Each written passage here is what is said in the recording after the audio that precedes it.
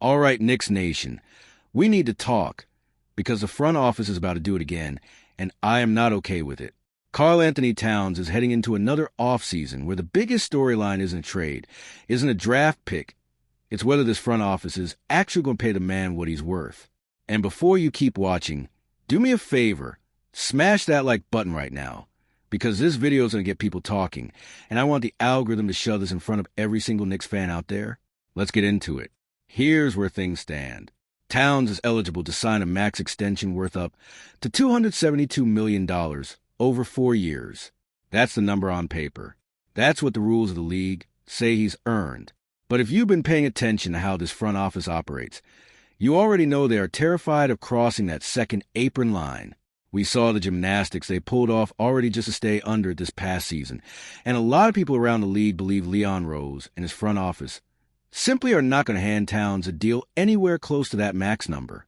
Now, according to Ian Begley over at SNY, there's actually a decent amount of confidence that some kind of agreement gets done eventually. His sources are basically saying sooner or later this gets figured out. Okay, fine. But figured out is doing a lot of heavy lifting in that sentence, because the real question is what number are we talking about, and that's where this story gets frustrating. Because here's the blueprint people inside the organization are apparently looking at. Remember Rudy Gobert's extension with Minnesota? That's reportedly the starting point for these conversations. Instead of the $68 million a year Towns could technically command, the whisper is he'd be looking at something starting closer to $45 million a year. Let that sink in. We're talking about a guy who is coming off winning a championship with a team from his own hometown, and the framework being floated is, hey, take a $20 million pay cut annually, just like the guy we traded you for. And look, I get it. I understand the mechanics of the new CBA. I understand that if you want to keep a championship roster together, somebody has to leave money on the table. Jalen Brunson started this whole trend back in 2024 when he took that jaw-dropping $113 million discount to keep this core together. Then you saw guys like Jose Alvarado and Landry Shamet do smaller versions of the same thing. It's become the culture of this team. Sacrifice for the greater good. Sacrifice of the ring. But here's my problem with it, and this is where I need you guys to drop a comment and tell me if I'm wrong.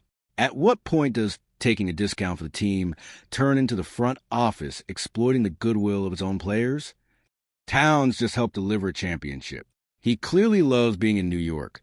The reporting even says as much, that he clearly adores this city. But loving the city and the fans doesn't mean he should be expected to leave $45, $50 million on the table over the life of this deal just so ownership can quietly protect its own bottom line. That's not sacrifice. That's a business taking advantage of loyalty. And as a fan, that should bother you too. Now, to be fair, the reporting is clear that unless the Knicks come in with what's being called an insultingly low offer, Towns is expected to be the cornerstone of this roster, well past the final year of his current deal in 27-28. So it's not like there's real fear of him walking. Begley himself said it plainly. It makes sense for both sides to get a deal done. I actually agree with that part. I just don't love the framing that the reasonable outcome here is Towns taking a Gobert-style discount, as if that's just the going rate for being a good soldier on this roster.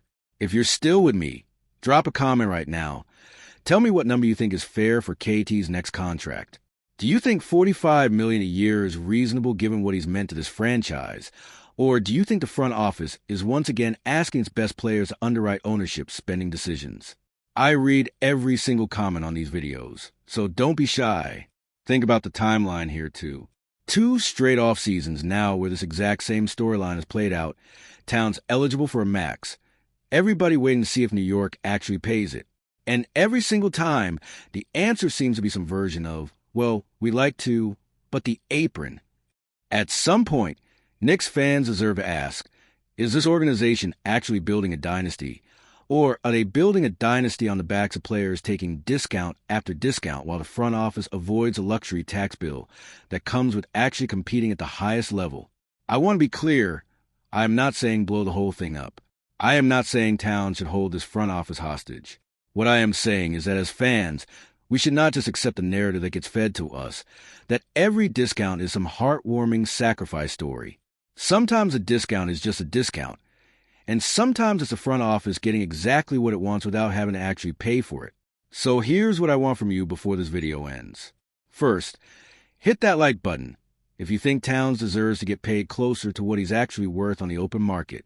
Second, subscribe to this channel and turn on notifications, because contract news like this is going to be moving fast over the next few weeks, and I don't want you missing a single update.